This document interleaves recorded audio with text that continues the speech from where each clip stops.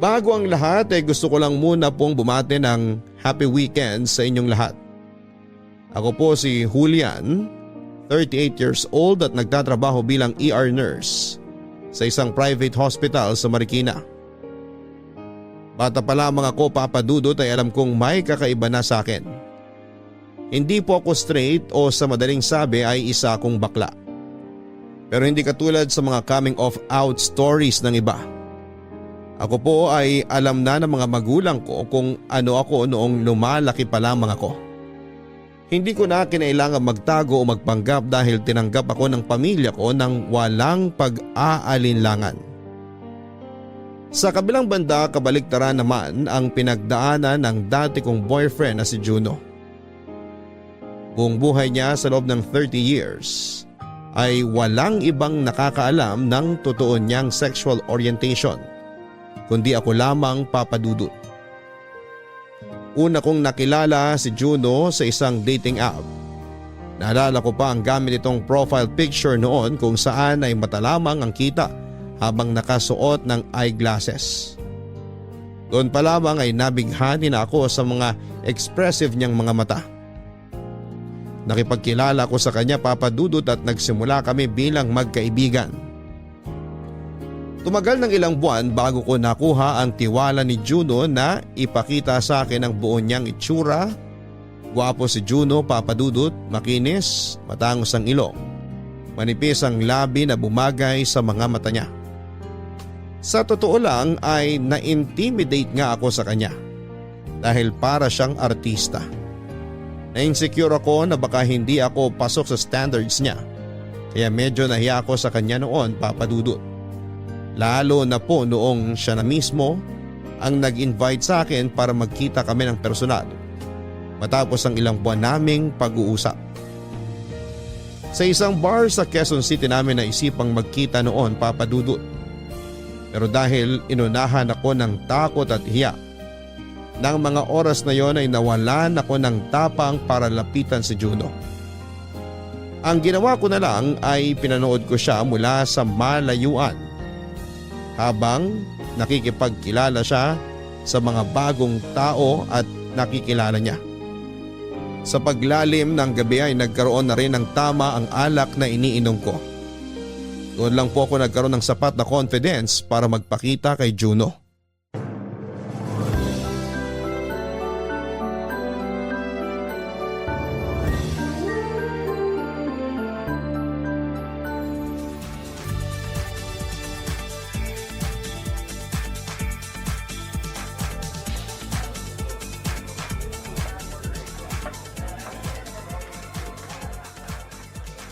Paano yan? Una na kami sa'yo. Sigurado ka ba na ayaw mong ihatid ka na lang namin? Hindi na. Thank you na lang. Uwi na rin naman ako maya-maya. Bye-bye, Juno! Keep in touch, ha? Huwag na masyado magpakalaseng, okay? Sige. Masaya talaga ako na nagkakilala tayo, guys. Next time ulit, ha? Oo naman. Jaira, salamat. Mark, Apollo, ingat kayo sa pagmamaneho. Sana sa susunod makilala ko na si Maya at Phoebe. Totoo. Kailangan mo silang makilala. Huwag ka mag-alala. I-message kita kapag lumabas ulit kami. Total friends naman na tayo sa FB eh. Okay, sige, salamat. Mag-iingat kayo. Bye! Ikaw din. Bye! Ingat ka ha. O paano? Una na kami ha.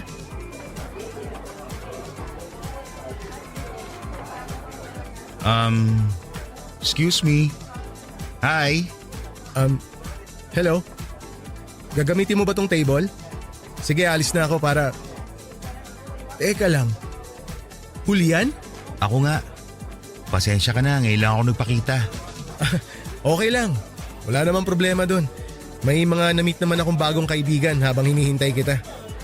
Akala ko nga i-injurin mo ako eh. Ano ba nangyari? Bakit na-late ka? Ang totoo niyan, kanina pa ako rito sa bar. Medyo nahiya lang talaga ako magpakita sa'yo. Hinintay ko pa na gumana yung alak sa katawan ko. Bakit naman? Mukha ba akong hindi approachable? Hindi naman. Pero nakaka-intimidate ka kasi. In a good way ha? Ha? Intimidating ba ako? Paano? Eh kasi sobrang good looking mo. Nahiya ako bigla. Kau naman. Ngayon ka pa nahiya ilang buwan na tayo magkausap sa text at chat. Iba pa rin naman kasi sa personal. Sa chat kasi may time pa ako para makapag-isip na i-reply sa'yo. Pero kapag in person lumalabas yung pagiging awkward ko. Para ngayon. Hindi ka naman mukhang awkward eh. Pero gets kita. Iba nga talaga kapag nagkita na in person. Alam mo, hindi ka mukhang bakla. Bakit? Ano ba dapat itsura ng bakla? Hindi. Ang ibig ko sabihin, mukha kang straight. Hindi halata na bakla ka. Kanina kasi habang pinapanood kita makipag-usap sa mga nakaupo rito, yung mga galaw mo, pati ngayon na magkausap tayo, para kang totoong lalaki. Lalaki naman ako ah. Yun nga lang, lalaki din ang gusto ko. Kaya nga, nag-alangan ako kanina eh. Kasi napaisip ako kung baka na-misinterpret lang kita. Then na-realize ko na nagkakilala nga pala tayo sa dating app ng mga LGBT. Hindi pa kasi ako out kaya siguro hindi rin halata. Hindi ka pa out? Oo, hindi pa. Wala pang ibang nakakaalam. Ikaw pa lang. Talaga? Kaya pala, natagalan bago ka nag-send sa akin ng picture na kita buong mukha mo. Nag-iingat lang din. Hirap na, baka mamaya magkakilala pala tayo. Eh di lagot ako. Bakit naman hindi ka pa out? Hindi ka ba matatanggap ng pamilya mo kung sakali? Hindi pa ako ready eh. Unti-unti, sinusubukan ko namang tanggapin kung ano talaga ako pero hindi ko naman minamadali. First step na yung ginawa kong pag-download ng dating app at nagpakilala sa'yo nang walang pagpapanggap. Nakaka-touch naman ako yung unang tao na napili mong makaalam ng sikreto mo. Kaya dapat, ilibre mo ako ng isang shot bago pa ako tuluyang malasing. Sige ba? Papadudot bukod sa pagkakaroon ng gandang lalaki, matalino rin si Juno. Book smart siya at minsan ay may mga napag-uusapan kami mga weird. Pero malalalim na topic tulad ng life after death, existential crisis at pati animal emotions. Hindi man ako makasabay minsan sa takbo ng isipan niya pero ito ang nagustuhan ko sa kanya. Dahil para ba siyang bata na napakalawak ng curiosity. May itinago rin siyang humor. Mahilig siya sa hayop, sa horror movies, sa maanghang na pagkain. Adventurous siyang tao na total opposite ko dahil may mga pagkakataong takot naman akong makihalubilo sa mga hindi ko kilala. Sa kabila ng pagkakaiba namin ng ugali ay nag-click ang pagsasama naming dalawa ni Juno. Hindi ko man alam kung ano ang nagustuhan niya sa akin ay masaya ako papadudot. Na hindi lumayo ang loob niya sa akin kahit na boring akong kasama in real life. Ang friendship namin ay mas lumalim pa sa mga sumunod na buwan. Hanggang sa siya na mismo ang nagtapad sa akin na may gusto siya sa akin. Nung una ay nag-alangan ako dahil hindi ko inaasahan na magkakagusto sa akin ang isang tulad ni Juno. Sa totoo lang kasi papadudot ay parang langit at lupa ang pagitan naming dalawa. Masyado siyang magaling sa lahat ng bagay. Samantalang ako ay walang-wala sa kalingkingan niya. Parang ako patuloy noon ang natakot dahil hindi ko deserve ang isang katulad niya. Pero never pong ipinaramdam sa akin ni Juno na mas mababa ako sa kanya. Kahit natahimik ako ay walang masyadong ambag sa mga usapan, walang presence of mind at clumsy ay palagi niyang pinapaalala sa akin kung gaano niya ako kagusto. Wala kaya tang lakad ngayong weekend Wala nga. Busy yung mga kaibigan ko eh. Tsaka gusto kitang makasama ngayon. Talaga? Bakit naman ako? Tinatanong pa ba yan? Bakit? Ayaw mo ba akong kasama? Siyempre gusto. Recently kasi lagi kayong lumalabas ng barkada mo. Nagsiselos ka ba? Hindi Ikaw naman talaga priority ko eh. Kaya imbitahan mo ako kapag hindi ka busy. Hirap mo kasing imbitahan minsan. Sobrang busy mo sa pagiging nurse mo. Tuwing weekend ka lang available kaya ngayong off mo, ikaw muna sasamahan ko. Hindi ka naman busy ngayon, di ba? Hindi naman. Okay, maganda yan. Gusto mong kumain sa labas? Saan ba? Ikaw bahala. Saan mo ba gusto? Invite mo rin kayo yung barkada mo para makilala ko naman sila. Huwag muna ngayon. Next time na lang siguro. Gusto muna kitang masolo eh. Yung mga barkada kong yon, masyado silang clingy. Baka mamaya agawin ka pa nila sa akin. Kung makapagsalita naman to, bakit? Tayo na ba? Sagot mo lang naman hinihintay ko eh. Kung oo ba ako ngayon, ibig sabihin magiging tayo na? Oo naman. Confirmation mo na lang talaga ang kulang. So ano? Oo na ba magiging sagot mo? Ano ba kasing nagustuhan mo sa akin? Kailangan ba may explanation? Hindi ko alam eh. Basta na lang. Alam mo yun, basta gusto kita. Yun ang nararamdaman ko. Gusto kitang makasama. Gusto kitang makausap araw-araw. Gusto kitang maging boyfriend. Okay, sige na. Oo na. So tayo na? Gusto rin naman kita eh. Pero gusto ko, bago ako pumasok sa relasyon, gusto ko na totoo yung pagmamahal sa akin ng tao. Totoo naman ako ah. Hindi ba ako mukhang sincere sa'yo? Mukha ba ako manluloko? Hindi naman pero, alam mo, ngayon ko lang sasabihin sa'yo pero sobrang perfect mo kasi. Parang too good to be true. Parang nakabingwit ako ng malaking isda tapos parang hindi naman bagay para sa akin. Yun kasi ang nararamdaman ko noon pa lang. Ang hirap lang paniwala na may isang tulad mo na magkakagusto sa akin. Wala ka kasing tiwala sa sarili mo eh. Alam mo, isang napansin ko sa'yo, hindi ka confident. Lagi mong kinukumpara ang sarili mo sa iba, kaya pakiramdam mo mas lamang sila. Pero ibahin mo ako, Julian. Kasi ako wala sa itsura, wala sa estado, o sa kung ano ang mabibigay nila sa akin. Hindi yung mga yun ang tinitingnan ko. Hindi pamantayan para sa akin yung mga yun. Ang gusto ko lang at ang pinaka-importante, mahal ako nung tao. Tanggap niya ako. At lahat ng yun, ipaparamdam niya sa akin. So, ano na mangyayari ngayon? Ang gusto ko mangyari ngayon, maging tayo na talaga. Ang bilis naman. Anong mabilis? Sobrang tagal na kaya nating nag-uusap. Oras na rin para totohanin natin tong relasyon natin. Pero, Julian, may favor nga pala akong hihilingin sa'yo. Ano yun? Pwede bang tayo na lang muna makaalam kung anong meron tayo? Ha? Bakit? Alam mo naman na hindi pa ako out, di ba? Wala pang nakakaalam sa sexuality ko kaya kung pwede sana, kapag nasa labas tayo, kaibigan lang muna ang maging turingan natin sa isa't isa. Ha? In case na dumating yung araw na ipakilala kita sa mga kaibigan ko, sasabihin ko muna na magkaibigan tayo. Okay lang ba yon? Ganun ba? Sige, okay lang. Ang mahalaga naman alam natin pareho kung ano tayo, di ba? Maraming salamat at naiintindihan mo.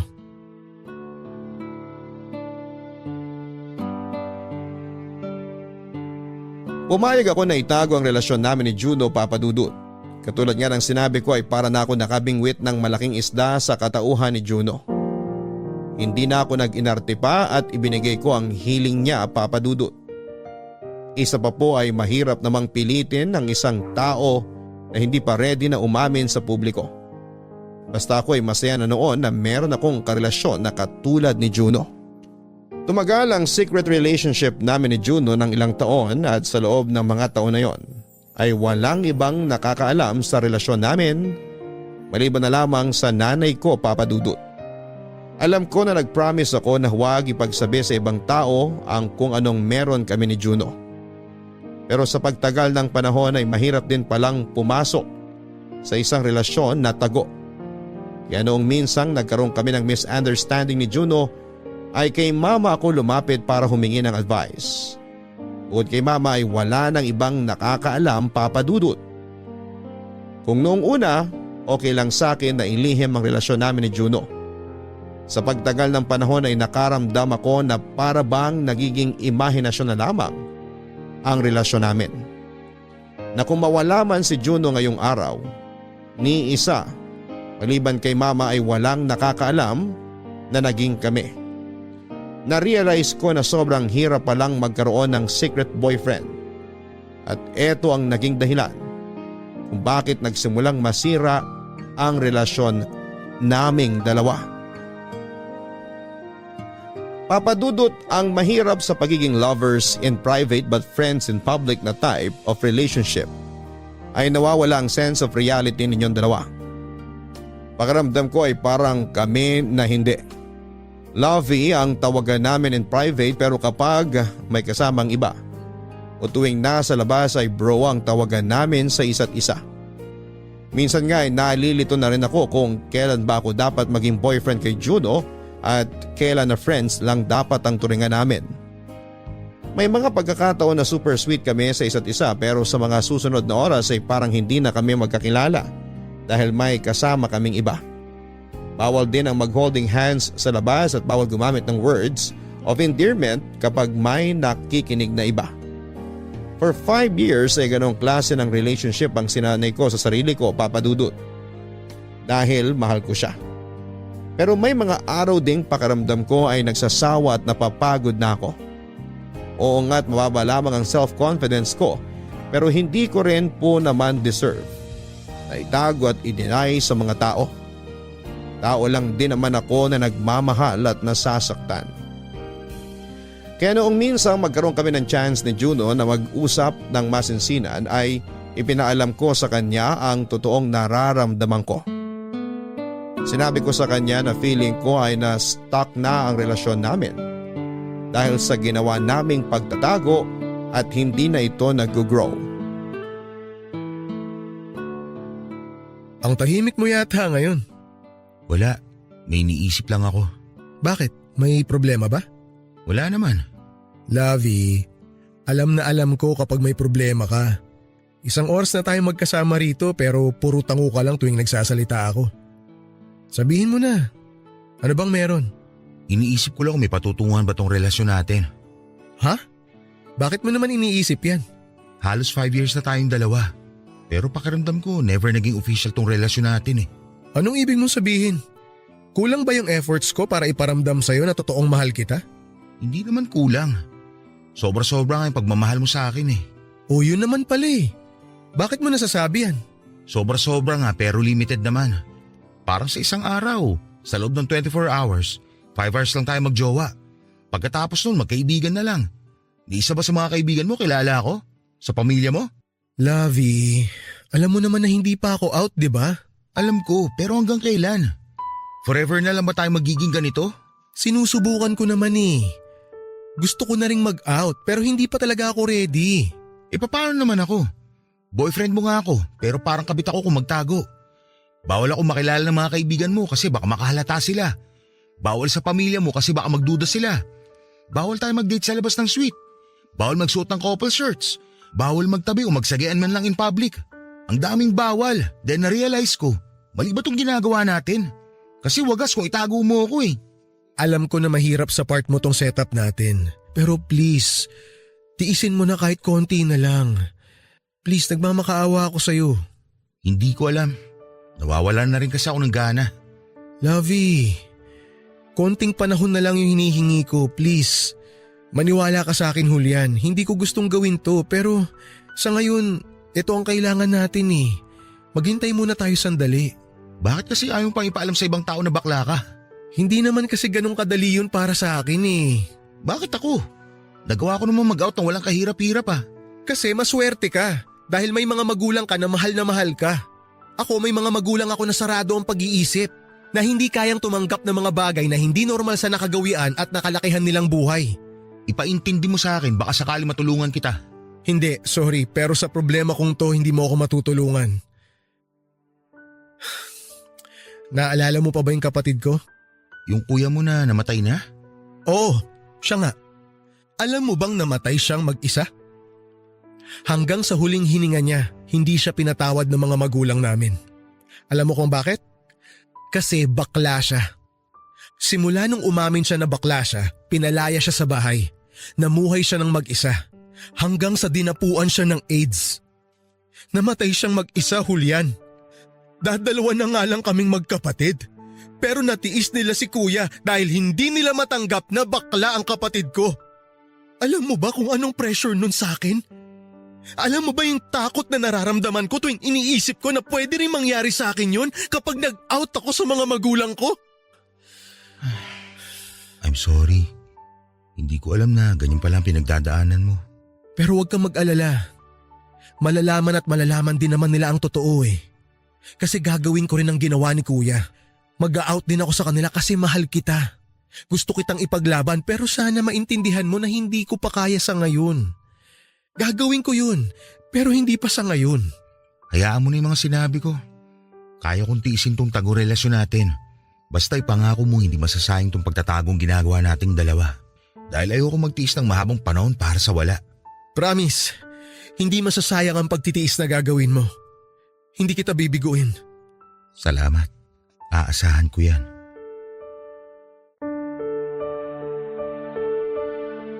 Papadudot, wala naman akong magagawa pa kung ayaw pa talagang mag-out ni Juno. Ako na lang ulit ang umintindi. Siguro'y ganoon talagang nagagawa ng pag-ibig. Kaya mong isakripisyo ang lahat, pati sarili mo, para sa taong minamahal mo. Mahirap po ang naging sitwasyon namin dahil bilang tao ay gusto ko rin naman pong ipagmayabang sa lahat. Na may taong nagmamahal sa akin, na may tao akong matatawag na boyfriend ko. Kaya nga lang ay kailangan ko pang maghintay para magawa ang lahat ng yon. Ramdam ko naman, Papadudot, na mahal ako ni Juno, pero nang panahong yon ay mas mahal pa niya ang pamilya niya. Ayaw din kasi niyang iwan ang mga magulang niya, lalo na tumatanda na rin sila. Siya na lamang ang kaisa-isang anak na natitira para tumingin at mag-alaga sa mga magulang niya. Ang nakakalungkot lang ay ang natatanging anak na nagmamahal sa kanila ay hindi nila kayang tanggapin ang tunay na katauhan.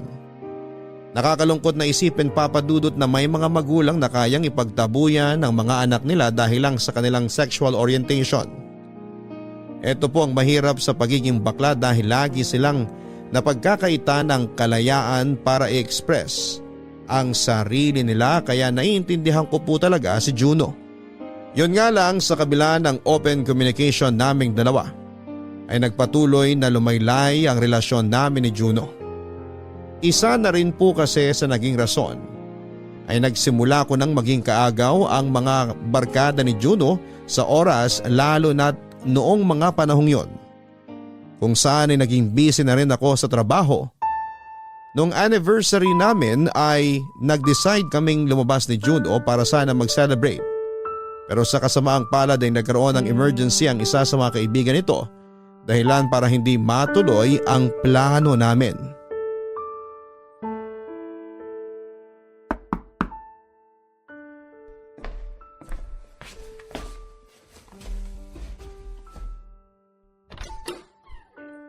Akala ko tulog ka na. Hindi ka na kasi sumasagot sa tawag ko eh. 4:00 na ng umaga. Kagigising ko lang. Sorry. Nagising ba kita? Doon ka talaga nagsusorry? Kung nagising mo ba ako? Hindi ba dapat mag-sorry ka kasi pinaghintay mo ako kanina? 5 oras ako doon sa restaurant naghihintay sa'yo. Pinareserve ko yung para sa ating dalawa. Nakalimutan mo ba? Hindi mo ako sinipot sa date natin, Juno. Mag-e-explain ako. Pwede bang pumasok muna? Sige, pumasok ka. Salamat. Umupo ka kung gusto mo. Baka napagod ka eh.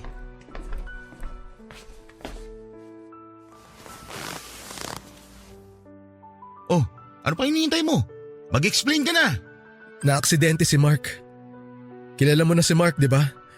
Yung lagi kong kinukwento na kaibigan namin na playboy, na first time lang din maging broken. Naglasing siya ng husto. Tapos bumangga siya sa kasalubong niyang sasakyan. Ngayon, Mark naman? Kanina ang sabi mo, malilate ka kasi may emergency yung isang kaibigan mo na si Maya. Kaya ako naghintay ng ilang oras sa lecheng restaurant na yon. Para akong tanga kanina. Inantay kita kasi nga kailangan mong daanan yung Maya na yon na may love problem. Tapos ngayon isa pang kaibigan ng nangangailangan na naman ng tulong? Ano ko ba talaga nila? Kaibigan o therapist? I'm sorry. Sinubukan kitang tawagan pero hindi ka sumasagot. Hindi ako sumasagot dahil galit na galit ako sa'yo, Juno. Pinagsara na ako ng restaurant. Ni Anino mo hindi dumating. Hiyang-hiya ako kanina. Halos kainin ako ng lupa sa hiya. Emergency nga kasi yung nangyari. Siyempre kaibigan ko yung mga yun. Eh ako, ano ba ako? Sa bagay, mahal mo lang naman ako kapag tayong dalawa lang magkasama eh. Oo nga pala, sa ibang tao, kaibigan mo lang ako, hindi priority. Ano nga tawag mo ulit sa akin sa labas? Bro? Ano ka ba? Hindi totoo yan. Mahal kita magkasama man tayo o hindi. Alam mo yan. Alam ko, pero hindi ko nararamdaman eh. Lalo na ngayon, hindi ko ramdam. Sorry talaga. Dadaanan ko lang naman talaga dapat si Maya eh. Pero medyo napahaba yung usapan namin. Pagkatapos nung aalis na ako, bigla naman kaming tinawagan kasi nga na-aksidente si Mark. Muntik na siyang hindi makasurvive. Alam ko na hindi ko dapat gamitin na rason yun pero… Sorry. Sorry talaga. Kamusta na si Mark? Okay naman na. Stable na siya ngayon. Bakit mo siya iniwan? Yung isa pa naming kaibigan na si Jaira ang nagbabantay sa kanya ngayon. Dumiretso agad ako rito nung dumating siya. Lovey, sorry talaga. Ano pa bang magagawa ko? Lagi naman ako umiintindi. Sorry talaga, hindi ko sinasadya. Lagi na lang sorry. Sana naman may pagbabago. Ayaw sana kita papiliin. Pero sana sa akin o sa barkada mo, isa lang ang priority mo sa amin. Hindi mo na ako kailangan papiliin kasi ikaw ang priority ko. Kaya pala alas 4 ka na nagpaita sa akin. Emergency nga kasi yung nangyari. Eto na nga oh. Humihingi na ako ng tawad. Please, Lovey, patawarin mo na ako. Pasalamat ka, mahal kita. Babawi ako sa'yo, promise. Ganito na lang, ano kaya kung umorder tayo ng pagkain para kahit papano makapag-celebrate pa rin tayo? Wag na, magluluto na lang ako ng breakfast. Sige, tutulungan kita. Magbihis ka muna. May mga bagong laba akong damit sa kwarto. Okay, sige. Antayin mo ako ha. Magbabanding tayo habang nagluluto. Magbibihis lang ako sandali. Balikan kita agad. Dalian mo.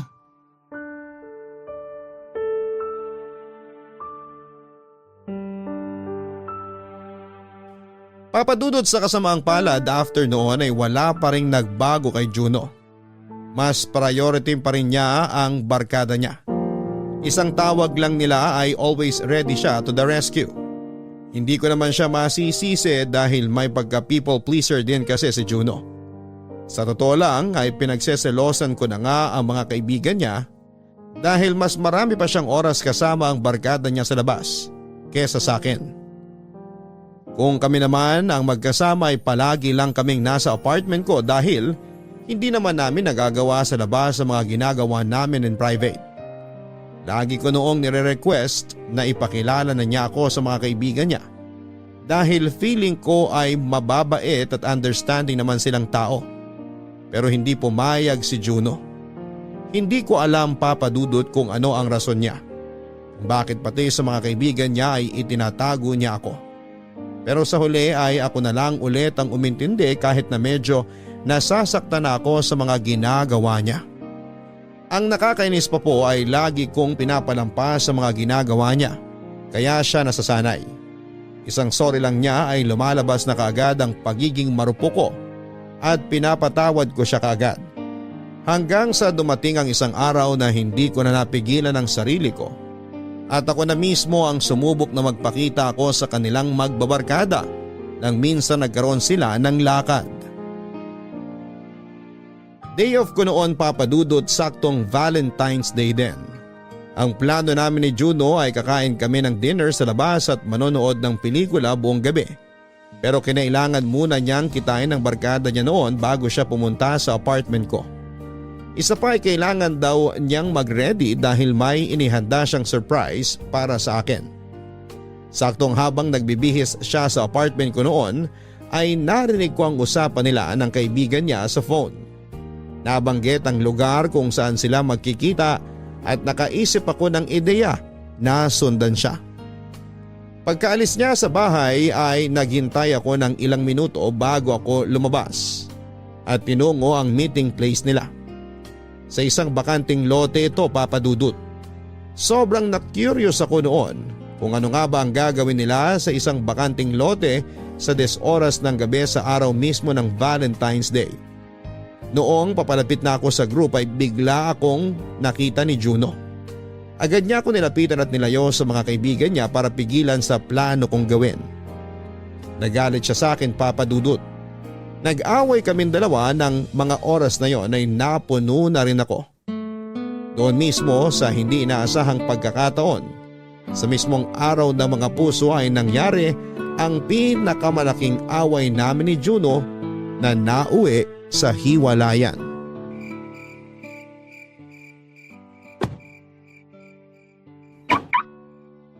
Julian?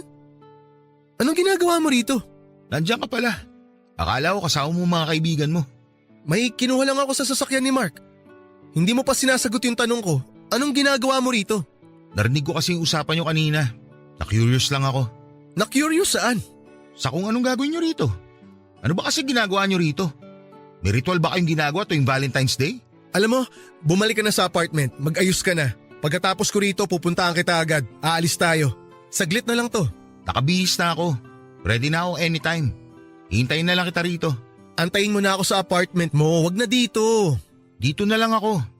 Alam mo, mas maganda ko ipakilala mo na lang ako sa kanila. Total, nandito naman na yata kayong lahat eh. Julian! Hindi ka ba nakikinig sa sinasabi ko? Bakit ka sumisigaw? Ang kulit mo kasi! Bakit? Natatakot ka ba na malaman ng mga kaibigan mo na boyfriend kita? Natatakot ka na malaman nilang bakla ka? Ano bang pinagsasabi mo? Bakit mo ginagawa to ngayon? Tatanong lang ako. Seryoso ka ba talaga? Mag-aaway tayo ngayon? Ngayong araw na to? Ikaw ang nauna eh. Anong ako? Ikaw to nagpunta rito para imbestigahan ako. Ano ba kasi ang gagawin nyo? Hindi ko ba pwedeng malaman? Yun lang naman ang gusto ko eh. Magbabaon kami ng time capsule para sa future naming magkakaibigan. Happy ka na? Ay, sobrang happy.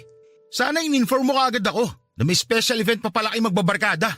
Sa Valentine's Day mismo ha? Sa araw ng mga magjojowa. Okay, gets. Alis na ako. Julian naman, parang tanga oh. Parang tanga? Mas importante yung mga kaibigan mo kaysa sa akin. Tapos ako yung parang tanga? Eh di sa kanila ka na. Ibibigay na kita sa kanila. Kung mas mahalaga sila kaysa sa akin, kung mas gusto mo sila makasama kaysa sa akin, di kita pipigilan. Di sumama ka sa mga yon. Lovey, sandali lang. Huwag mo akong malavi-lavi. Araw natin dapat to eh. Para sa atin dapat to. Pero anong ginagawa mo? Iniwan mo ako sa apartment para sa kung anumang chechi-boreching meron kayo. Alam mo Juno, pagod na ako humingi ng oras sa'yo. Hindi ko dapat hinihingi yun eh. Dapat ikaw mismo ang kusa nagbibigay ng oras sa akin. Pero hindi eh. Kailangan ko pang hilingin yun. Nahawa na ako sa sarili ko, alam mo ba yun? Para akong batang naghahanap ng pagmamahal. Please, wag naman natin gawin to ngayon. Hintayin mo na lang ako sa apartment. Sige na. Mag-cool off muna tayo. Ano? Samahan mo muna yung mga barkada mo. Mukhang mas kailangan ka nila. Lovey, wag mo naman gawin sa akin to. Mag-usap na lang ulit tayo kapag ready ka na pumasok sa totoong relasyon. Isang relasyon kung saan hindi mo ko itinatago na parang kriminal. Isang relasyon na kaya mo ipagmayabang sa lahat ng tao. Isang relasyon kung saan ako ang pipiliin mo kahit sa anuman. Yun ang gusto kong relasyon, Juno, na sa ngayon hindi mo pa kayang ibigay. Sige, halika na. Ipapakilala na kita sa kanila. Tara. Wag na. Ayoko masira yung mood yung lahat. Nakakahiya sa barkada mo. Hoy! Julian! Julian, sandali!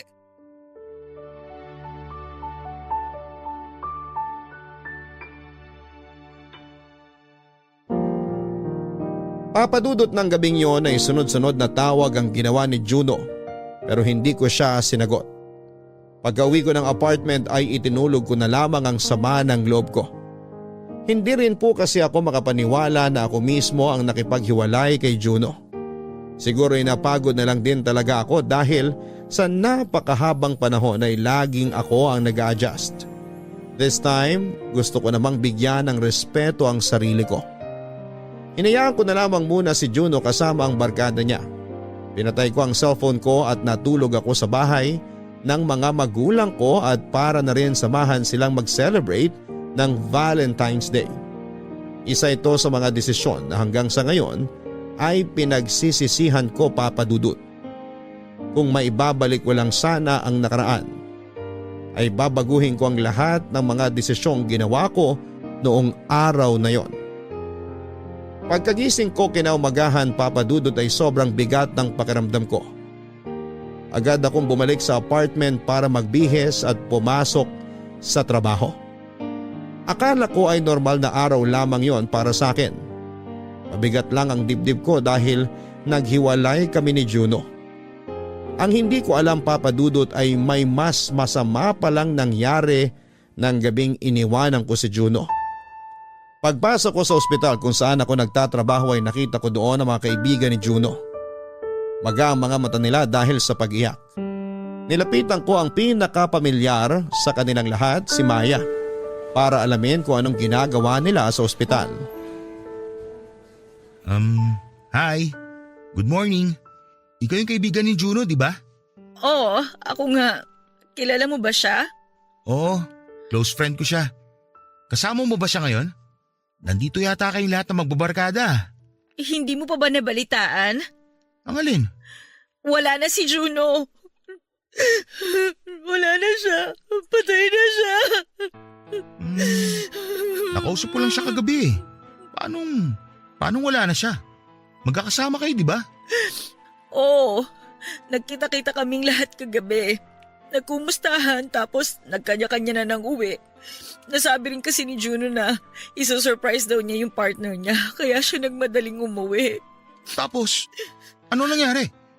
Ano nangyari kay Juno? Nabangga siya ng minivan habang patawid sa pedestrian crossing. Yun lang ang nabanggit sa amin eh. Nasaan na siya ngayon? Nasa si Juno? Baka pwede pa siyang i-revive. Teka, sandali lang, huminahon ka lang. Nasaan siya? Nasa morgue na siya. 12 hours nang hindi tumitibok ang puso niya. Hindi to nangyayari. Nagsisinungaling ka. Kuya, okay ka lang po ba? Bitiwan mo ako! Huwag mo akong hawakan! Kasalanan niyo to eh! Kayong magbabarkada, kasalanan niyo to! Kasalanan niyo kung bakit wala na si Juno! Mark! Mark, halika dito! Please! Bakit? Anong meron dito? May problema ba? Hindi ko alam pero bigla na lang nagwawala tong si Kuya Nurse eh. Kakilala rin yata niya si Juno. Kilala mo rin ba si Juno? Kilala? Oo! Kilala ko siya! Pero hindi naman namin kasalanan na nangyari sa kanya eh. Kaya wag mo naman kaming sisihin. Hindi rin namin gusto yung nangyari.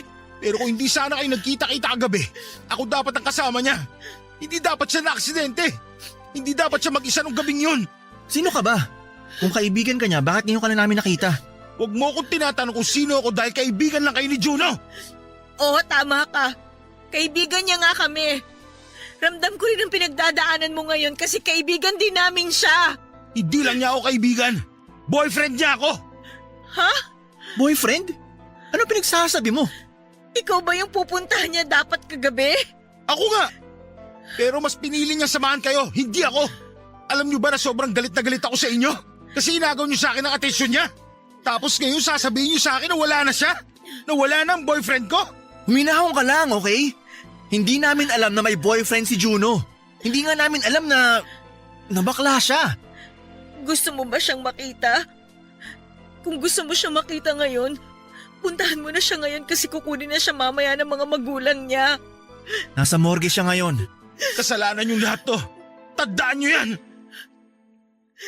Alam mo ba? Hindi ko alam. Nagulat rin ako eh.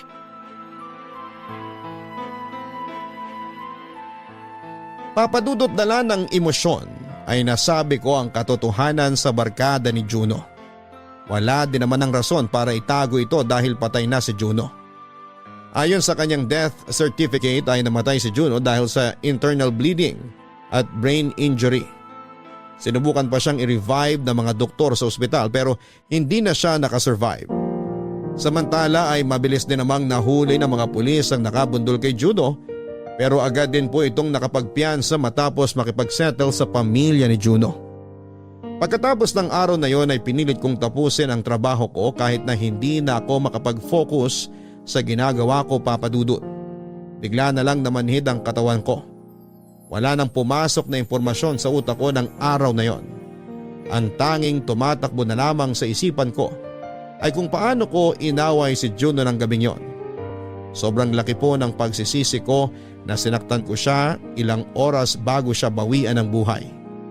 Sobrang hirap sa part ko, Papadudot, na ang huling alaala namin sa isa't isa ay tampuhan at hindi pagkakaintindihan. Kung kailan ako sumabog ay saka naman nangyari ang bagay na yon. Ang malala pa ay hindi ko na magagawang humingi ng tawad sa kanya. Hindi ko na mababawi ang mga masasakit na sinasabi ko sa kanya. Papadudot, ilang araw ang lumipas bago ako nagkaroon ng lakas ng loob na magpunta sa burol ni Juno. Mabuti na lang at sinamahan ako ng mga kaibigan niya noon sa aking pagdadalamhati. Parang natutulog lamang, nakangiti at peaceful ang itsura ni Juno, Papadudot. Gwapo pa rin siya kahit medyo makapalang makeup niya. Pero deep inside ay alam kong masama ang loob ni Juno sa akin dahil sa ginawa ko sa kanya. Kung sana lang ay inabaan ko ang pasensya ko, kung sana lang ay hindi ako nagpadala sa selos. Kung sana lang ay hindi ko inayaang kainin ako ng pride. Baka sakaling nagbago pa ang pangyayari ng gabing yon. Kasi wala na po akong magagawa dahil nangyari na ang nangyari. Sobrang iyak na mga magulang ni Juno nang bumisita ako sa burol nito. Hindi ako naawa sa kanila, Papa Dudut, dahil alam ko kung ano ang hirap ng pinagdaanan ni Juno para lamang ma-please ang mga magulang niya. Ikinulong nila ang anak nila sa isang sitwasyon kung saan ay nakatali ang mga kamay niya. Kung sana'y tanggap lang nila ang totoong katauhan ni Juno, di sana'y maaga nitong na-enjoy ang buhay niya. Sana'y wala siyang itinago at hindi nagpanggap. Nakakalungkot lang na isipin na hindi na magagawa ni Juno ang mga bagay na yon, Papa Dudut. Mahirap po ang magluksang mag-isa. Pero ramdam ko ang suporta sa akin ng mga kaibigan ni Juno. Hindi nila ako pinabayaan at kahit na hindi nila ako masyadong kilala, ay sinigurado nilang nasa mabuti akong kalagayan sa mga panahong nagluluksa ako at malaki ang pasasalamat ko sa kanila nang dahil doon. Ngayon ay gets ko na kung bakit hindi maiwan-iwan ni Juno ang barkada niya. Dahil mababait silang tao. Kaya naman noong magkaroon ako ng oras ay kinausap ko ang isa sa kanila para humingi ng tawad.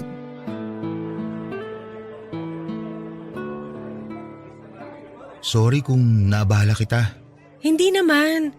Maaga akong natapos sa trabaho kaya marami akong time ngayon. Jaira, tama ba? Oo, ikaw naman si Julian? Ako nga. Nasabi sa akin ni Maya at Mark na ikaw daw ang boyfriend ni Juno. Sorry pala nung araw na yon. Sobrang nadala lang talaga ako ng emosyon kaya kung ano-ano na nasabi ko. Okay lang, wag mo nang intindihin yun. Lahat naman tayo na shock sa nangyari eh. Kaya ano man ang nagawa natin nung araw na yon, lahat valid. Pero hindi ko alam na may boyfriend pala si Juno. Wala talaga nakakaalam. Siguro nagulat din kayo lahat nung malaman yung bakla siya. Sobra! Pero at the same time, nag-guilty rin kami kasi sa tagal ng pagkakaibigan namin, hindi kami aware sa totoo niyang sexuality. Ayaw niya talagang ipaalam. Ako lang siguro ang taong nakakaalam ng sikreto niya. Matagal na ba kayong dalawa? 5 years na kami. Talaga? Matagal na pala at never naming nalaman. Ang galing ni Juno magtago, ha? Masikreto talaga si Juno. Ganun naman yun eh. Karaniwan nga, sinasarili lang niya ang mga problema niya. Gusto kasi niya na siya mismo magbibigay ng mga solusyon sa mga problema niya sa buhay. Sobrang selfless niyang tao. Sinabi mo pa. Alam mo ba na siya ang takbuhan namin pagdating sa love problem? Ang hindi namin alam, maging siya pala may sarili ding problema. Kung nag-open lang sana siya sa amin, hindi kami nagigilty ng ganito ngayon. Yun nga ang hindi maganda sa kanya eh. Palagi niyang inuuna ang problema ng iba kesa sa sarili niyang problema. Yun ang hindi ko na-realize. Na ako lang ang tanging sandalan ni Juno sa mga problema niya. Lalo na't ako lang ang pwede niyang sabihan ng mga pinagdadaanan niya. Ang tanga ko kasi eh. Pinairal ko yung pagiging sarado ng utak ko. Kung pwede lang sanang bugbugin ang sarili ko, matagal ko nang ginawa. Huwag mong sisihin ang sarili mo. Wala namang may gusto sa nangyari. Pero sana, mas napagaan ko ang loob niya bago siya namatay. Namatay na lang siya na masama ang loob dahil hiniwalayan ko siya nung time na nakipagkita siya sa inyo. Kaya pala matagal siyang nawala. Ang sabi niya sa akin, pinalitan niya yung bagay na ilalagay sana niya sa time capsule. Para saan ba kasi yung time capsule na yun? Para sa barkada namin. Para sa future namin. Tapos after 10 years, bubuksan namin yung ibinao naming time capsule para makita ang difference ng buhay namin noon at buhay namin ngayon. Anong nilagay ni Juno sa time capsule niyo? Hindi ko alam eh. Basta papel na nakatupi. Feeling ko sulat. Tapos after 10 years siya pabubuksan? Oo, sa 2028 pa. Mas naging meaningful tuloy yung time capsule na yun dahil sa nangyari. Yun na ang memories naming magbabarkada. Mga ala-ala kung kailan buo pa kami. Mabuti nga kayo, may magandang memory. Ako kasi, yung huling memory ko sa kanya, sobrang pinagsisisihan ko talaga. Kilala naman natin si Juno. Hindi yun nagtatanim ng sama ng loob. Gets niya lahat ng nangyayari. Kaya gets din niya kung bakit nakakagawa tayo ng pagkakamali. So, ikaw pala dapat yung pupuntahan niya nung Valentine's Day? Lalabas sana kami para kumain pero may iso-surprise daw siyang tao. Katatapos lang namin mag-away nun eh. Dahil sa sobrang sama ng loob. Pinatay ko yung phone ko tapos kinamama na ako natulog. Kung alam ko lang talaga, sana hinintay ko na lang siya matapos. Sana hindi ko na lang siya inaway. I'm so sorry, Julian. Alam kong sobrang sakit ng nararamdaman mo ngayon. Sa totoo lang, hindi siya maipaliwanag sa salita sa sobrang sakit. Ang magagawa lang namin sa ngayon suportahan ka. Nandito lang kami. Kaming barkada ni Juno para alalayan ka. Maraming salamat.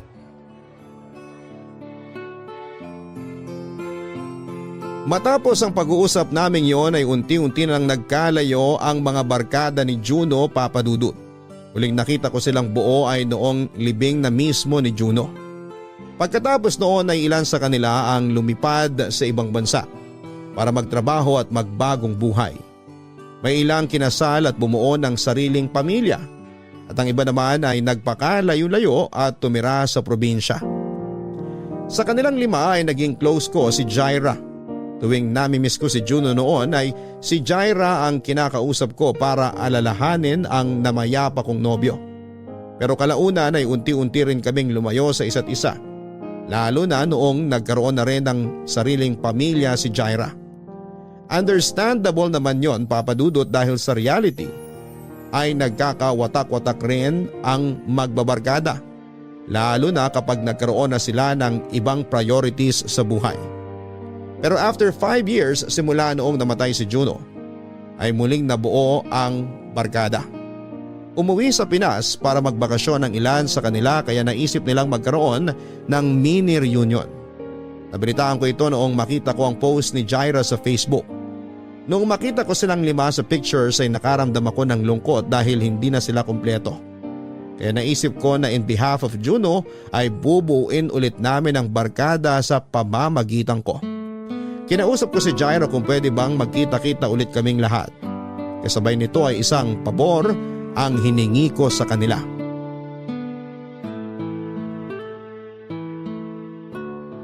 Nandito na ba ang lahat? Roll call nga tayo. Ang dating lover boy na loyal husband na ngayon, Mark? Always present. Ang bilyonaryang si Maya? Baka bilyonarya naman. Present, ma'am. Yung babaeng nagpakalayo-layo para hanapin ang sarili. Nahanap na ba niya ang sarili niya? Sorry, the old Phoebe can't come right now, but the new Phoebe is here. Taray naman ito ni ate girl. At ang Canadian citizen na si Apollo? Of course, present. Yung dating NBSB ng barkada. Hindi na po ako NBSB dahil happily married na ako ngayon. May humahagod na dyan ngayon kay Jaira. Ano, Jaira? Alam mo na ang feeling? I like that. And lastly, naaalala niyo pa ba si Julian? Ang boyfriend ng best friend ng lahat na si Juno. Oo naman, no? Ayun, so nag-request nga si Julian na kitain tayong lahat dahil may hihingin siyang favor. Julian. So, yung pabor na tinutukoy ni Jaira, alam niyo na siguro kung ano. Dahil nandito tayo ngayon sa lugar kung saan niyo ibinoon yung time capsule. Gusto ko sana mag-request na kung a-agree kayong lahat. Pwede bang hukayin na natin yung laman ng time capsule ngayon? Alam kong after 10 years ang napagkasunduan nyo. Pero sobrang tagal pa kasi nun at hanggang ngayon, hindi pa rin maalis sa isip ko kung ano yung inilagay ni Juno sa time capsule nyo. Kaya nung nakita ko kayo nabuo ulit, sinamantala ko na yung opportunity para sana mag-request sa inyo. Okay lang ba? Okay lang sa akin. Sa akin din. Ako?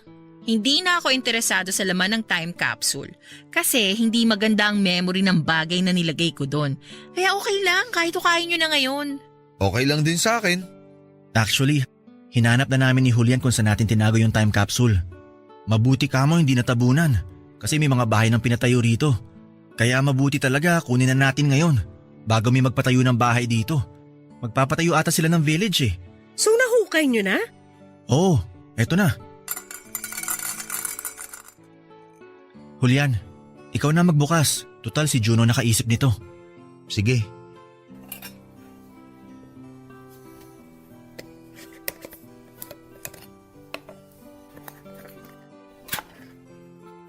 Kanino tong 20? Oh, akin yan. Natupad mo ba yung promise mo? Oo naman. Hindi na lang 20 ang laman ng bulsa ko ngayon. May credit card na, may debit card na, may platinum card. Lahat na ng card! Ito. Ay, yung wedding ring na yan? Akin yan. Tapon nyo na lang. Di ko na kailangan. Amin na lang, isasanla ko. Itong bracelet. Sa akin yan. Bracelet to ng girlfriend ko.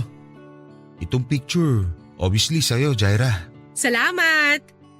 Aba, wala nagbago sa itsura ko ah! Then itong papel kay Juno? Sa kanya nga, yan yung sinasabi ko na last minute pinalitan ni Juno. Sa pagkakatanda ko, maglalagay siya sana ng rainbow flag eh. Ah! Kaya pala rainbow flag! OMG! Oo nga! O ano? Anong meron dyan sa papel? Sulat. Love letter. Para sa akin.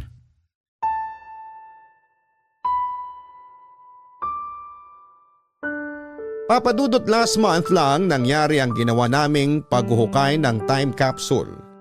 Pagkatapos noon ay nagsibalikan na ang lahat sa kani-kanilang buhay. Nangako kami sa isa't isa na once a year ay magkakaroon kami ng reunion para alalahanin si Juno. At next year ay plano naming mag-out of town para pumunta sa paboritong bakasyonan nito. Ilang araw ko rin pong itinago sa cabinet ko ang sulat na ibinaon ni Juno sa kanilang time capsule. Magkahalong kaba at excitement ang naramdaman ko noong mapa sa kamay ko ang sulat na nakapangalan sa akin. Noong magkaroon ako ng sapat na tapang para basahin ito ay kinain ako ng sari-saring emosyon. Isa itong love letter para sa akin. Nakalagay doon ang mga struggle ni Juno at kung paano siyang nasasaktan tuwing idinideny niya ako sa publiko. Araw-araw ay lagi siyang nananalangin na sana'y dumating na ang araw na makayanan niyang magtapat sa kanyang mga magulang. Ang araw na yon ay noong Valentine's Day sana, Papadudot. Pagkatapos nilang ibaon ang time capsule ay plano niya akong sunduin sa apartment at ipakilala sa mga magulang niya. Plano na dapat niyang mag-out sa mga magulang niya ng gabing yon pero sa kasamaang palad ay hindi na siya nakarating sa apartment dahil nabangga siya ng van. Nakalagay din sa sulat kung gaano niya ako kamahal at gagawin niya ang lahat para makabawi sa lahat ng sacrifices ko. Isinulat niya ito para na rin may balikan kami after 10 years. Para alalahanin na ang araw kung kailan nakipag-break ako sa kanya ay ang araw din na napagtanto niyang mas mahalaga ako sa kanya kumpara sa masasabi ng mga magulang niya. Plano niya akong suyuin ang gabing yon pero tadhana na rin siguro ang nagdesisyon. Isang mapagpalang araw sa iyo, Papadudut. Bago ko po simulan ang lahat ay gusto ko lamang i-explain sa listeners ng Barangay Love Stories ngayong tanghali na hindi lang po ako ang nagpadala ng sulat sa inyo, Papadudut, kundi 6 kaming magkakaibigan. Last month lang kasi ay nabuo ulit ang barkada namin after 5 years. At napagkatuwaan naming isulat ang sari-sarili naming story para na rin alalahanin ang kaibigan naming namayapa na. Nakagawian na kasi naming makinig sa inyong programa noong magkakasama pa lamang kami. Kaya naging core memory na po kayo sa aming magbabarkada. Nag-decide kaming ipadala sa inyo ang kwento namin para naman maranasan din naming mag-share ng story sa inyo, Papadudut. Tawagin niyo na lamang po ako sa pangalang Jaira. 35 years old na po ako sa ngayon at isang housewife. Magsisimula po ang kwento ko 10 years ago at kung papaano nabuo ang barkada namin. 6 po kaming magkakaibigan. Una ko nakilala ang best friend kong si Phoebe, na kababata at classmate ko mula grade school hanggang college. Sa parehong school noong college naman namin naging kaibigan si Maya, na kalaunan ay naging roommate ni Phoebe. Napasok naman sa grupo sina Mark at Apollo noong nagsimula na ako magtrabaho sa opisina. Katrabaho ko po sila na ipinakilala ko kina Phoebe at Maya noong nag-celebrate ako ng 25th birthday ko. Huling nakasali sa barkadahan namin si Juno na aksidente lamang namin noong nakilala sa isang bar. Mag-isa lamang siya noon na nakitable sa amin dahil puno na noon ang bar na yon.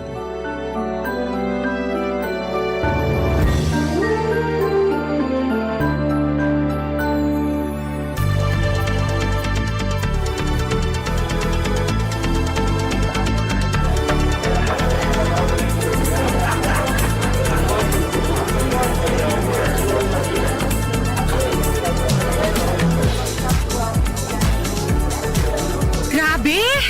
Ang haba ng pila sa restroom. Oh, nasa na sina Phoebe at Maya? Hindi ko rin sila napansin eh. Nasa smoking area ako kanina. Si Apollo ang tanungin mo. Umuwi na sila. Si Phoebe sinundo ng boyfriend niya. Si Maya, luminja na naman tulad ng dati. Ang daya talaga ng mga babaeng yun. Iniwan ako. Di ka na nasanay eh, laging sila ang unang umaalis sa inuman. Oo, kayong tatlo. Mabuti nga ngayon, ikaw nakatagal ka. Hindi kaya tayo nahanap ng girlfriend mo ngayon? Nagpaalam naman ako. Minsan sa relasyon, kailangan nyo rin ng time for yourself. Yun ang secret para magkaroon ng long-lasting relationship. Sus! Nakachamba ka lang kasi mabait yung girlfriend mo. Alibasa, ikaw Mark, never mo pang natry tumagal sa relasyon. At least maraming na-try. Huwag niyo namang iparamdam sa akin na wala akong jowa. Excuse me. Sorry sa abala pero may nakaupo ba rito? Wala na po. Umuwi na yung nakaupo dyan. Pwede mo nang kunin yung upuan kung gusto mo. Actually, hindi ko kailangan ng upuan.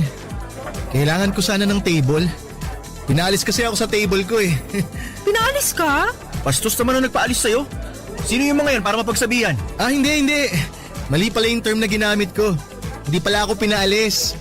Ako yung umalis kasi ako lang yung nakaupo dun sa malaking table. Eh, yung kabilang grupo, nagsisiksikan sila dun sa isang table. Eh, nahiya naman ako kaya umalis na lang ako. Kaso ayoko pa sanang umuwi. Kaya, pwede ba akong makijoin sa inyo? Oh, sure!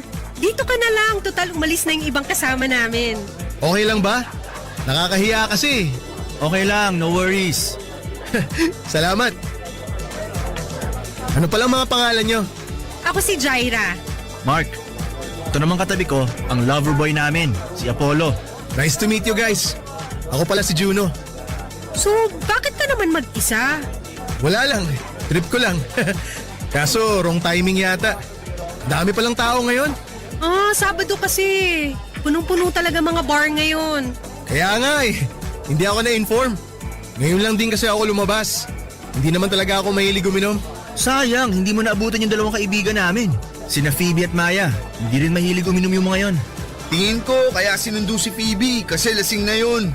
Nirason lang yung boyfriend pero ang totoo, malapit na naman siyang sumayaw sa dance floor kung sakali. Ganun yun pag lasing eh. Matagal na ba kayong magkakaibigan? Medyo matagal na rin. Itong sina Mark at Apollo, workmates ko. Tapos yung kinukwento naming sina Phoebe at Maya, college friends ko naman. I see. Ang saya siguro magkaroon ng maraming kaibigan, no? Oo naman! Pwede rin kasing magtikiman. Hoy! Bastos talaga ng bunganga nito. Biro lang. Bakit ikaw, Juno? Wala ka bang friends? Meron naman, pero di tulad yun na pwedeng ayaing lumabas para mag-party. Konti lang din kasi mga kaibigan ko eh, tapos yung iba sobrang busy na sa buhay. Oo, dito ka na lang sa amin. Tong si Jaira, timid lang tingnan pero party girl yan. Kalad ka rin. Pwede mong ayain kahit saan. Hindi kaya. Pwede kang jumoin sa amin. Kaya nga kami nagbabar eh para makakilala ng bagong kaibigan. The more the merrier, di ba? Totoo ba? Nakakatuwa naman.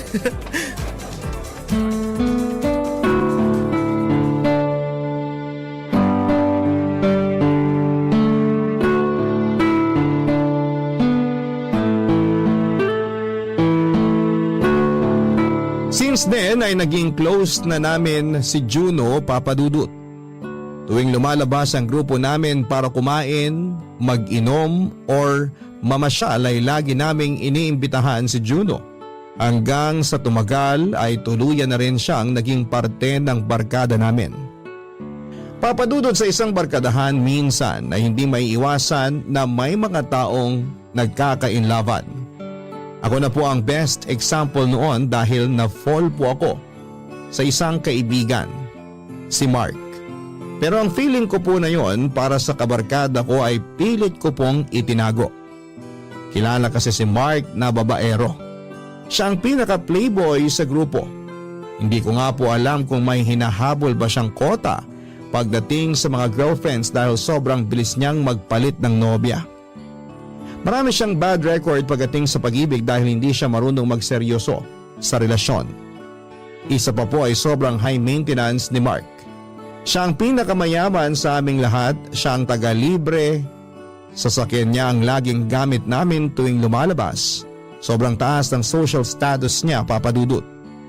Maliban doon ay sobrang good looking din siya. Kaya hindi na rin nakapagtataka kung ang mga type ni Mark ay mga babaeng parang ilalaban sa Miss Universe. Ganon pa man, papadudot, despite his playboy image, ay may good side din naman si Mark. At yun ang dahilan kung bakit sa hindi inaasahan na pagkakataon ay na-fall po ako sa kanya.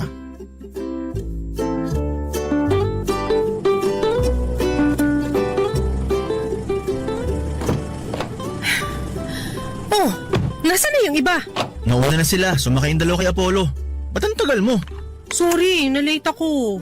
Okay lang. 30 minutes lang naman kami naghintay sa'yo. Sorry na, tinanghali kasi ako ng gising eh. Yan kasi. Hilig makipagpuyitan sa mga kachat. Wala akong kachat, no? Masama lang kasi pakiramdam ko. Oh, bakit? May sakit ka? May sinat. Naligo kasi ako agad kahapon kahit basa ako ng pawis. Kaya yun, nilagnat ako. Pero okay ka na. Medyo masakit katawan ko ngayon actually. Check mo dyan sa may glove compartment sa harapan mo. May pain reliever ako dyan. Ang gulo ng compartment mo, ha? Ano? May gamot ba? Eto, nakita ko na. Talagang may gamot ka rito. Parang Boy Scout ha, laging handa. Ako pa. Oh, eto tubig. Salamat. Aba, ang sweet ah. Siyempre naman. Ganto ko kaalaga sa mga kaibigan ko. Parang hindi naman. O baka ganyan ka lang talaga kaalaga sa mga babae. Ganyan ba ang trick para makabingwit ng chicks? Matanong ko lang ano pa bang nandyan sa glove compartment mo? Baka may sanitary napkin ka pa dyan ha? Sweet talaga yan. Talaga ba? Baka mamaya mabalitaan ko na lang na ikaw na pala yung girlfriend ni Mark ha? Excuse me? May sarili akong standard, no? Ouch! Taas naman ang standards mo. Ano bang ideal guy ng isang Jaira? Basta hindi chick boy, okay na ako ron. Wala ka ba talagang ni katiting na attraction kay Mark? Yung totoo ha, walang magsisinungaling. Wala! Never ako ma-attract kay Mark, no? Kala mo naman to. Di rin naman ako magkakagusto sa'yo. Good! At least nagkakaintindihan tayo. Sayang, bagay pa naman kayo. Naku, tigilan mo ako dyan, Juno. Huwag mo akong itulad sa mga babae ni Mark na madaling mabola. Tumigil lang nga kayong dalawa. Basta ako, may love life. May love life nga, temporary lang naman. At least meron. Turuan mo naman si Jaira kung paano magka-love life. Baka sakali magkaroon na rin siya ng boyfriend sa wakas. Di ko kailangan ng boyfriend. Masaya na ako sa buhay ko. Kaya kong alagaan ang sarili ko. Woo! Di na yan magkaka-love life. Tatandang dalaga na yan. Bakit nyo ba ako pinagtitripan? Kasi nga, late ka. Pinaghintay mo kami ng 30 minutes, kaya ito napala mo. Grabe kayo sa akin.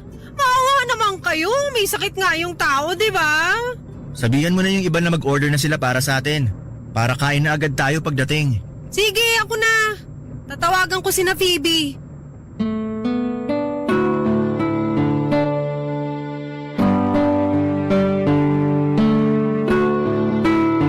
Papadudot na sanay na ang buong barkada sa pagiging sweet ni Mark pagdating sa amin. Pero iba kasi ang naging dating nito sa akin. Sigurado ako na karamihan sa mga kababaihan ay agree sa akin kapag sinabi kong nakaka-inlove talaga ang mga lalaking maalaga. Ang pagiging caring ng isang lalaki ang isa sa mga katangian na gusto kong meron ang magiging future boyfriend ko. At ugaling yon ay na kay Mark. Yun nga lang po, hanggang pangarap na lang siguro ang wish ko magkaroon din ng pagtingin sa akin si Mark. Mas may chance pa yata na manalo ako sa loto kesa magkagusto siya sa akin. Malayo ang itsura ko sa mga tipo niyang babae at isa pa'y paulit-ulit niyang ipinamumukha sa akin na never siyang maa-attract sa akin. Totoo naman po yun, Papa Dudut, dahil kung i-compare ko ang sarili ko sa mga past girlfriends ni Mark ay wala akong kalaban-laban. Para akong kinakalawang na bakal kumpara sa mga naging girlfriend niyang gold at diamante. Aminado ako na no boyfriend since birth po ako, Papa Dudut. Hindi kasi ako yung tipo ng babae na mahilig sumunod sa mga fashion trends. Okay na sa akin ang naka-t-shirt at jeans at hindi rin ako nagsusuot ng makeup. Wala akong arte sa katawan, walang palamuti, plain Jane ang datingan. In short ay boring po akong tao. Average girl nang ang tingnan, wala pang gandang ilalaban. Kaya sa halip na aminin ang totoo kong nararamdaman para kay Mark, ay minabuti kong solohin at itago na lang ang katotohanan. Barangay Love Stories. Barangay Love Stories. Mahigit 5 years ko pong sinolo ang feelings ko. Ganun ako kaseryoso nung sinabi kong never akong aamin kay Mark. Ang hidden feelings ko para sa kanya ay nanatiling nakatago. Sa mga nagdaang taon ay mas tumatag at lumalim pa ang samahan naming magbabarkada. As expected ay mas dumami rin ang listahan ng mga babae ni Mark. Kung si Jessica Soho ay samut-saring awards ang may pagmamalaki. Si Mark ay iba't ibang babae ang may pagmamayabang. Kung may world record nga lang sa pinakamaraming ex ay baka siya po ang makakuha nito. Sa loob po ng 5 years ay ako na lang noon ang wala pang karelasyon. Pressured nga ako noon dahil tuwing lumalabas ang barkada namin ay ako lamang ang walang kapareha. Sa aming anim, si Phoebe ang unang nagkaasawa. Si Apollo naman ay proud pa rin sa kanyang long-time girlfriend. May ka-live-in na noon si Maya kasama ang nobyo nito samantalang si Juno ay may sarili na ring partner. Lagi nga akong inaasar noon ng grupo na magmadre na lamang ako kung wala akong planong maghanap ng jowa. Ang hindi nila alam ay may rason ako kung bakit that time ay wala pa rin akong boyfriend. Dahil ang puso ko noon ay hawak-hawak na ni Mark kahit wala siyang kamalay-malay dito.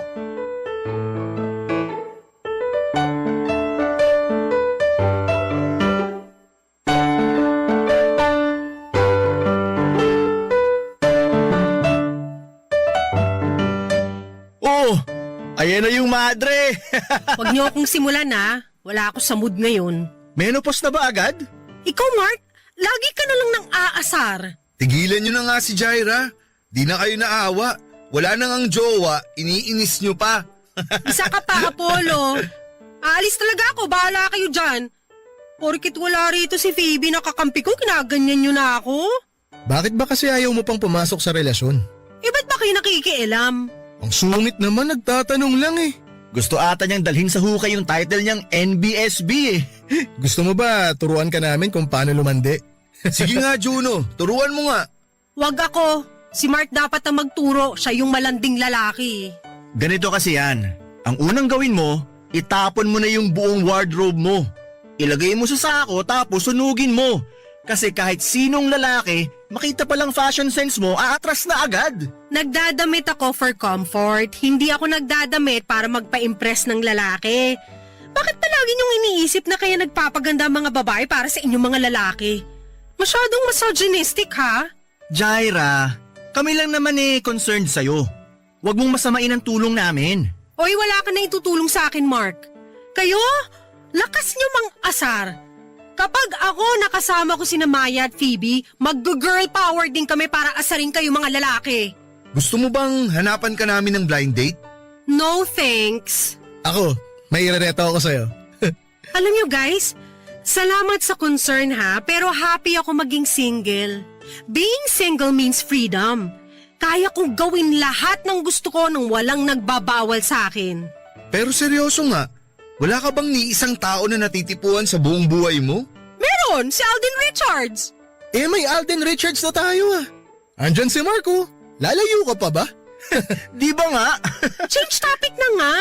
Bakit ba seat ngayon. Oh, last question.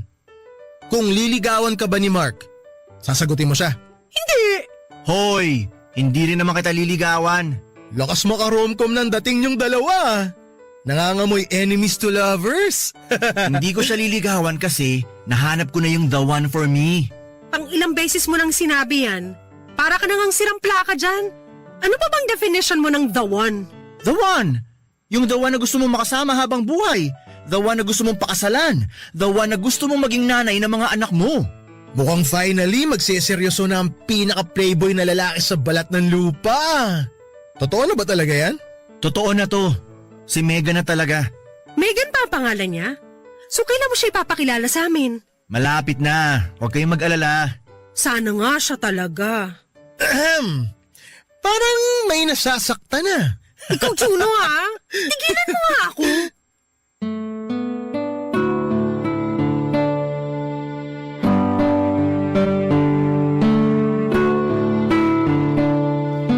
Papadudot happy rin naman ako na finally ay seryoso na si Mark sa babaeng idinedate niya.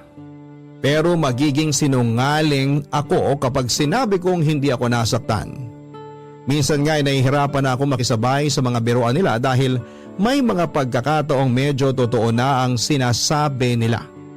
Tuwing inaasar nila ako kay Mark ay sobrang hirap magtago ng feelings. Mabuti na talaga at nasanay na ako sa mapang-asar na ugali ng mga barkada ko. That time ay biglang nagbago si Mark. Hindi lang sa ugali kundi pati na ang mga gawain. Mula sa pagiging makulit na playboy ay para siyang naging maamong tupa. Siguro ay totoo nga na powerful ang love dahil kaya nitong baguhin ang isang tao. Papadudot nung ipakilala po sa amin ni Mark ang kanyang girlfriend na si Megan ay nakaramdam ako ng kaunting insecurity. Maganda po si Megan at agad siyang nagustuhan ng buong barkada. Naging maganda naman ang takbo ng relasyon nilang dalawa hanggang sa isang araw ay bigla na lang iniwan ni Megan si Mark. First time ko pong nakita si Mark na sobrang broken. First time lang niyang umiyak dahil sa babae at bago ito para sa amin. Bilang ako po ang parang pinakatakbuhan ng barkada tuwing problema, ay ako po ang nilapitan ni Mark for comfort. Nagsalo kami sa isang inuman kung saan ay nilabas niya sa akin ang lahat ng dinadala niyang sakit.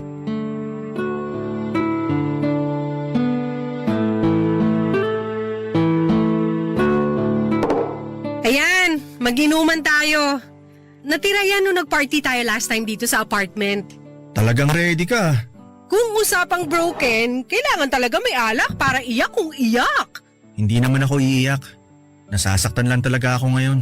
Hindi ko talaga inaasahan na sa ganito lang matatapos yung relasyon namin. Ano ba kasing nangyari sa inyong dalawa? Bakit kanya biglang iniwan? May third party bang involved? Wala namang. Wala siyang iba. Wala din akong iba. Basta isang araw na-realize daw niya na di na raw nag-work yung relasyon namin. Nawalan na lang daw siya ng gana. Tapos break na? Ganun lang? Oo. Yun lang ang rason tapos tinapos na niya lahat. Hindi mo ba ipinaglaban? Sinusubukan ko siyang kausapin. Hanggang ngayon mini-message ko siya. Tinatawagan ko siya para sana ayusin namin kung ano man ang problema. Kaso hindi niya ako pinapansin eh. Sinubukan mo bang puntahan siya sa trabaho? Sa bahay nila? Ayaw niya makipagkita sa akin. Wala rin daw siya sa trabaho nila. Baka naman may nagawa ka na ikinagalit niya. Hindi kaya. Hindi ko alam. Kung meron man, wala siyang sinabi sa akin. Baka naman may personal problem. Pero bakit kailangan niya akong iwan? Bakit hindi niya explain ng maayos? Or totoo nga siguro na hindi ka na niya mahal kaya ganun. Sakit naman nun. Siya na eh. Alam mo yun? Corny pakinggan pero siya na talaga yung babae na gusto ko eh. Yung true love ko. Ang hirap pala ng ganito no? Yung ikaw ang iniiwan. Siya rin ata yung pinakamatagal mong girlfriend, di ba? Siya nga. Kasi si Megan na talaga ang gusto ko makasama hanggang sa pagtanda ko. Sagutin mo nga ako ng totoo. Mahirap ba akong mahalin? Hindi. Kung alam mo lang, marami ang nagmamahal sa'yo. Parang wala naman. Akala mo lang wala kasi nasa ibang tao yung puso mo. Pero kung bubuksan mo lang ang mga mata mo, makikita mo kung sino ang mga taong nagmamahal sa'yo. Ikaw ba? Ha? Ano ako? Kung mahal kita? Hindi. Ang ibig kong sabihin, kaya ba ayaw mo magka-boyfriend dahil takot kang masaktan? Ayoko magka-boyfriend, hindi dahil takot ako masaktan. May minamahal na akong tao. Kaso nga lang, yung tao na yon, may minamahal ng iba. Yun ang rason kung bakit ayoko pang pumasok sa relasyon. Kung hindi ka niya mahal, bakit sarili mo pinaparusahan mo? Alam mo naman na palang may iba na siyang gusto. Wala eh. Mahal ko pa rin siya eh. Siguro, hihintayin ko na lang yung araw na mapagod na lang ako. Yung araw kung kailan yung puso ko na mismo ang mag-give up. Akala ko ako lang yung broken. Ikaw din pala. Teka, bakit sa akin na napunta yung topic? Di ba dapat problema nyo ni Megan ang pinag-uusapan natin? Ano pa bang pwedeng gawin sa problema ko? Ayaw na nung tao sa akin eh. Ilalaban ko pa ba? Kahit alam ko nang wala na talagang pag-asa? Hindi ka pa naman sure eh kung wala na talagang pag-asa. Bigyan mo muna siya siguro ng space. Tapos sumubok ka ulit. Kung mahal mo, hindi mo siya bibitawan basta-basta. Siya ang gusto mo, di ba? Kung ganon, ipaglaban mo siya. Galing mo naman pala mag-advise. Kung ganyan naman pala, sana mabigyan mo rin ng maayos na advice ang sarili mo. Huwag kang mag-alala. Kaya ko ng sarili ko.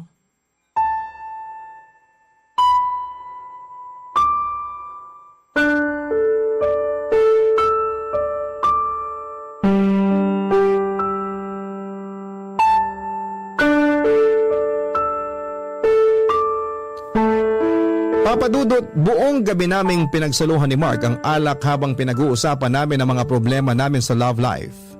Binigyan niya ako ng mga advice habang wala siyang kamalay-malay na siya na pala ang tinutukoy kong lalaki na matagal ko nang minamahal.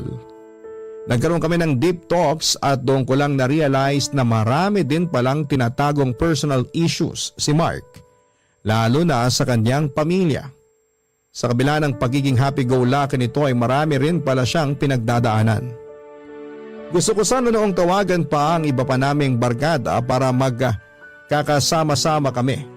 Kaso nga lang ay may trabaho naman noon si Maya. Si Phoebe naman ay nasa out of town kasama ang asawa niya, samantalang si Apollo ay binabantayan ng girlfriend niya sa ospital. Out of reach naman si Juno, Papadudut. Pagkatapos po naming mag-inuman ay nagpaalam si Mark na uuwi na, pero hindi ko siya pinayagan dahil akala kong lasing na siya. Pinilit ko siyang matulog sa apartment at akala ko noon, Papadudut, ay wala ng problema. Pero nung nakatulog ako ay bigla na lang akong nagising sa tawag ni Juno. Naaksidente raw si Mark at malala ang lagay nito.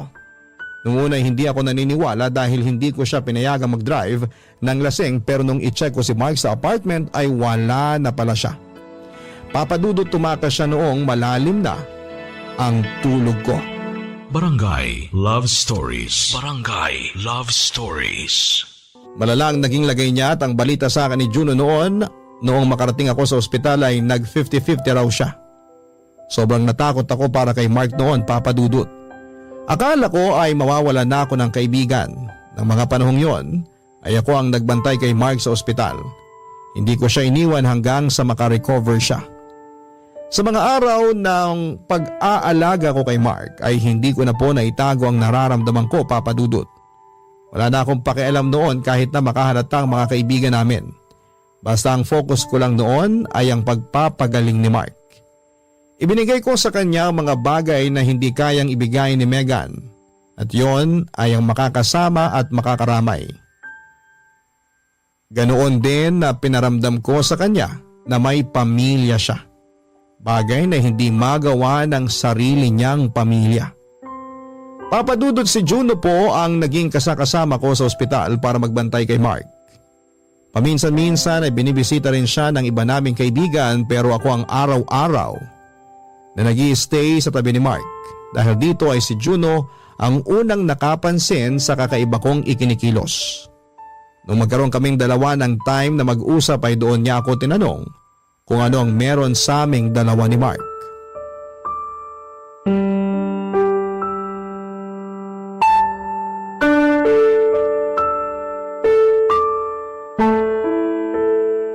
Kumusta na yung inaalagaan mo? Ayun, nagpapahinga na. Ikaw, di ka ba magpapahinga? May trabaho ka pa bukas, di ba? Uuwi na rin ako mamaya. Ikaw, hindi ka ba uuwi? Pauwi na ako. Pero bago ako umalis, may gusto lang muna sana akong tanungin sa'yo. Ano yun? May something ba sa inyo ni Mark? Sa amin? Wala! Bakit mo naman nasabi yan? Actually, matagal ko lang napapansin yan. Hindi lang ako nagsasalita pero napapansin ko na talaga na iba ka pagdating kay Mark. Paano iba? Kailangan ko pa ba talagang i-explain? Feeling ko alam mo naman yung tinutukoy ko eh. Siya ba yung lalaking sinasabi mo na nagmamay-ari ng puso mo? Huwag kang mag-alala. Hindi ako magkukwento sa mga kaibigan natin. Siya nga. Si Mark yung tinutukoy kong mahal ko. Alam ba niya? Hindi. Bakit hindi mo sabihin sa kanya ang totoo? Bakit pa? Lagi naman niyang pinapamukha sa akin na hindi niya ako gusto eh. Gagawin ko lang tanga ang sarili ko kapag umamin ako sa kanya. Ganun ka rin naman, di ba? Todo deny ka sa feelings mo sa kanya. So paano ka nakakasiguro na hindi ka niya gusto? Naku Juno, tignan mo nga ako. Never ako magugustuhan ni Mark. Sinasabi mo lang yan kasi natatakot ka. Hindi ka kasi marunong mag-risk eh. Lagi kang playing safe. Ayaw mo mag-try. Para saan? Para masira ang friendship namin? Para sa puso mo. Para sa peace of mind mo. Para sa sarili mo. Okay na ako sa ganitong setup namin. Okay ka nang umaasa? Nagmamahal ka ng mag-isa? Nasasaktan ka ng walang nakakaalam? Kesa naman masaktan ako ng harap-harapan. Naku Jaira, hindi yan maganda. Subukan mo lang sabihin, malay mo maging worth it naman yung pag-amin mo. Hindi ko alam. Natatakot ako eh. Alam kong natatakot ka. Pero mas natakot ka nung naaksidente siya, di ba? Nung akala mong hindi na siya makakasurvive. Mas nakakatakot yun, Jaira. Yung mawalan ka ng chance na sabihin ang totoo sa taong minamahal mo. Araw-araw ka magkakaroon ng what if. Isang tanong na hindi masasagot kapag hindi ka nag-risk. Sa tingin mo, mag-iiba ba siya sa akin kapag nalaman niya ang totoo? Mag-iiba siya, oo.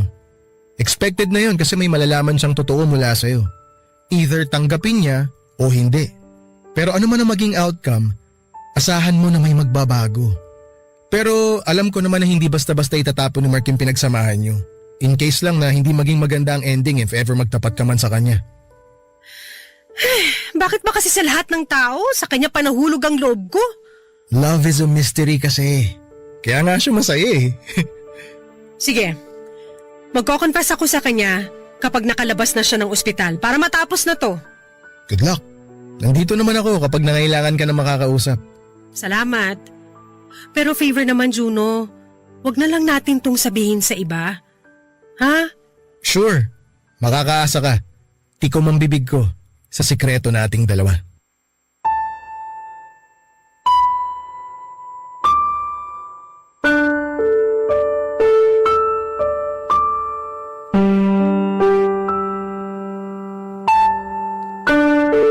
Thankfully ay nag-survive naman si Mark sa nangyari sa kanya. Although kinailangan pa niyang magpagaling sa ospital ng ilang weeks noon para tuluyang mag-heal ang mga sugat niya. After ng pag-uusap namin ni Juno ay nagpa siya akong sabihin na ang katotohanan kay Mark. Ilang araw ko ring binuo ang tapang sa dibdib ko noon bago ako nag-decide na kausapin ang masinsinan si Mark. Pero sa araw kung kailan naaminin ko dapat sa kanya ay bigla namang nagparamdam ang ex-girlfriend nitong si Megan. Sa biglang pagpapakita ni Megan Papadudot ay biglang nawala sa katawan ko ang courage para umamin. Biglang umurong ang lakas ko kaya sa huli ay muli akong nagtago. Katulad ng dati muli kong sinarile ang nararamdaman ko.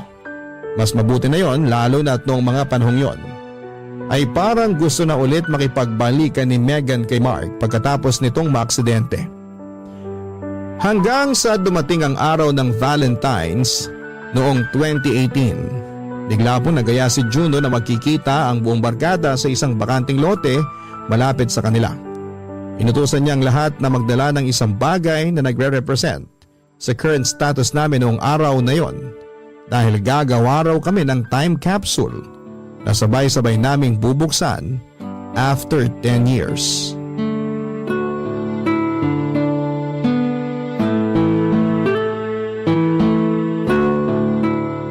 Napagod ako dun ah. Time capsule lang binuo natin pero parang daig ko pang nag-workout. Oh, ano nang gagawin natin ngayon? Maghihintay tayo ng 10 years tapos suhukayin natin ulit to. Ang dami mo talagang alam, Juno. Para sa atin din to. Sure ako matutuwa tayo kapag binalikan natin to after 10 years. O siya, kung wala na tayong gagawin, pwede bang mauna na ako sa inyo? Nag-aaya pa si Phoebe kakain daw tayo ng dinner. Kayo na lang muna siguro. Gusto ko na munang mapag-isa ngayon. Sorry, baka ako rin di na makasama sa inyo. May pupuntahan din ako eh. Ano ba yan? Broken na nga tayong lahat ngayong Valentine's Day, hindi pa tayo magkakasama-sama. So kami na lang mga girls ang lalabas. Ikaw Mark, sasama ka ba? May lakad din ako eh. Next time na lang siguro. O sige, tara na. Kanya-kanya na muna tayo. Wait lang, mauna na kayo. May sasabihin lang ako kay Mark. O sige, mauna na kami. Bye guys. Ingat kayo pa uwi. Jaira, good luck ha. Salamat. Mag-ingat kayo pa uwi.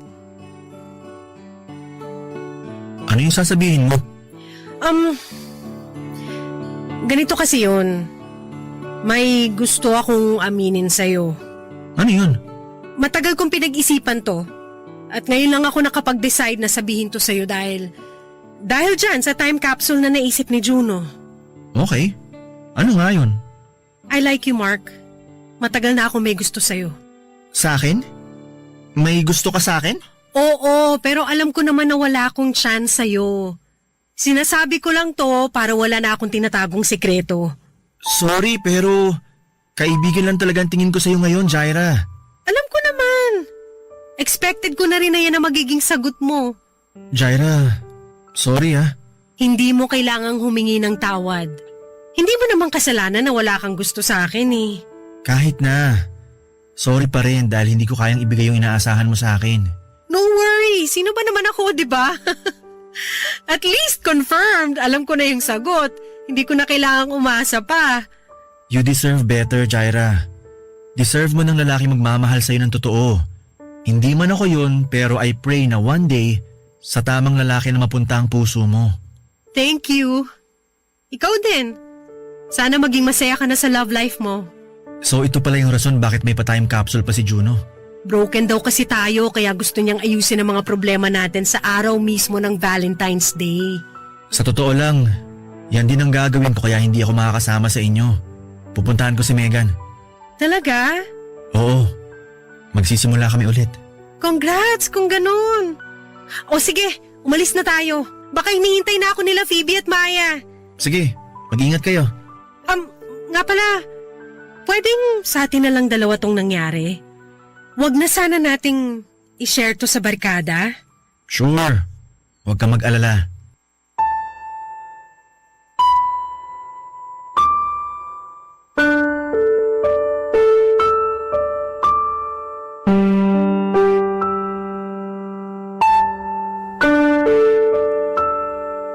Papadudot masakit pala ang ma-friend zone. Pero at least kahit papaano ay nakahinga naman ako kasi wala na akong feelings na kailangang itago.